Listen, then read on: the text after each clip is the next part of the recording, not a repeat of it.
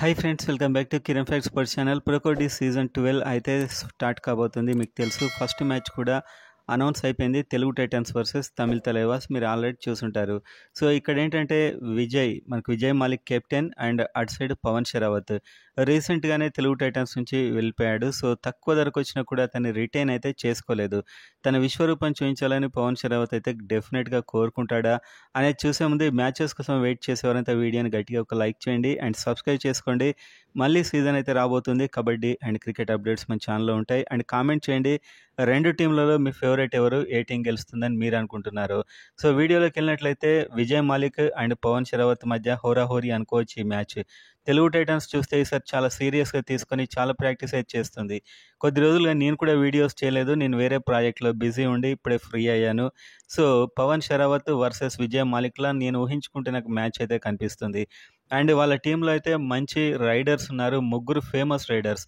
అర్జున్ దేశ్వాల్ ఒక match winner, మీకు తెలుసు. పవన్ షరావత్ విజృంభించాడంటే చాలా దారుణంగా ఉంటుంది పరిస్థితి. అండ్ నరేందర్ ఖండోలా ఉన్నాడు. సో ఈ ముగ్గురు అయితే చూడడానికి భయంకరంగా ఉంది రైడింగ్ డిపార్ట్మెంట్. ఇంకా మంచి ప్లేయర్స్ ఉన్నారు వీళ్ళ దాంట్లో, కానీ వీళ్ళు ముగ్గురు మెయిన్ అని చెప్పొచ్చు. తెలుగు టైటన్స్ చూస్తే భరత్ హుడాని తీసుకున్నారు.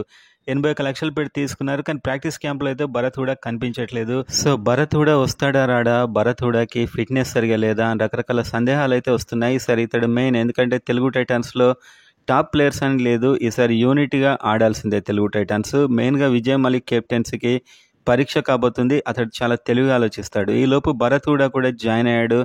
భరత్ హుడా కూడా ప్రాక్టీస్ క్యాంప్కి వచ్చేసాడు. ఇంకా చాలా టైం ఉంది, చాలా హోరాహోరీ ప్రాక్టీస్ అయితే జరుగుతుంది.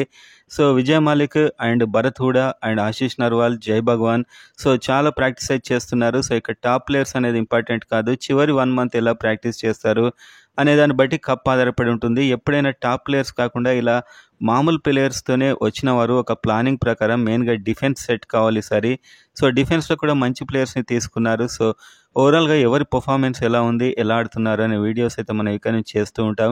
సో మొత్తాన్ని చూస్తే ఫస్ట్ మ్యాచ్లోనే ఒక టఫ్ మ్యాచ్ ఫేస్ చేయబోతున్నారు.